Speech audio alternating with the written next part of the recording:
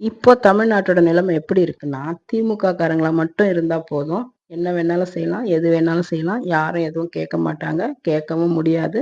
அந்த நிலைமையில தான் இருக்குது இப்போ தமிழ்நாடு. போன வாரம் சென்னையில ஒரு பையன கொலை பண்ணிட்டாங்க. +1 படிக்கிற ஒரு பொண்ண 2 பசங்க லவ் பண்ண விஷயத்துல, ஒரு பையன் இன்னொரு பையன கார ஏத்தி கொன்னுட்டான். அந்த பையன் யாருன்னா, திமுகவுடைய முன்னாள் கவுன்சிலருடைய பேரன். திமுகவில் இருக்கிற ஒரே காரணத்தினால, அந்த பையன் எந்த பயமும் இல்லாம சின்ன விஷயத்துக்கு ஒரு பையனை கார் ஏத்தி கொன்னுருக்கான். அதுவும் அந்த பையனுக்கு உயிர் போகலன்னுட்டு 2 வாட்டி ரிவர்ஸ்ல வந்து ஏத்தி கொன்னதா சொல்றாங்க.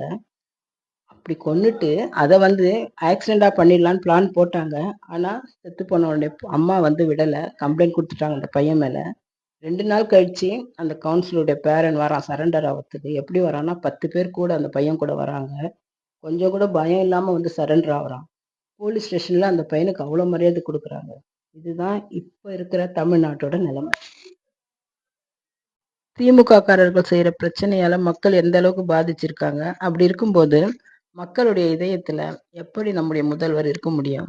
அதே மாதிரி திமுக காரங்க என்ன தவறு செய்தாலும் அவங்களுடைய பேச்சு திறமையால அத தவறு இல்லாத மாதிரி காட்டுவாங்க. உதாரணத்துக்கு மின்சார கட்டணம் உயர்வுன்னு சொன்னாக்கா, மின்சார கட்டணம் உயர்வு கிடையாது. மின்சார கட்டணம் திருத்தம்னு சொல்லுவாங்க.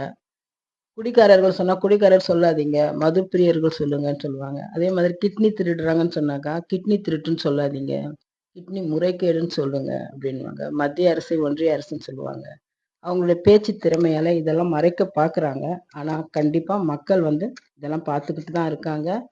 அதனால மக்களுடைய மனசுல, மக்களுடைய இதயத்தில முதல்வர் இருக்க வாய்ப்பே இல்ல. இதுக்கு பதில் 2026ல முதல்வருக்கே தெரிய வரும். பிடிச்சிருந்தா லைக் பண்ணுங்க, ஷேர் பண்ணுங்க, உங்க கருத்தை பதிவு பண்ணுங்க. மறக்காம சப்ஸ்கிரைப் பண்ணுங்க. நன்றி, வணக்கம்.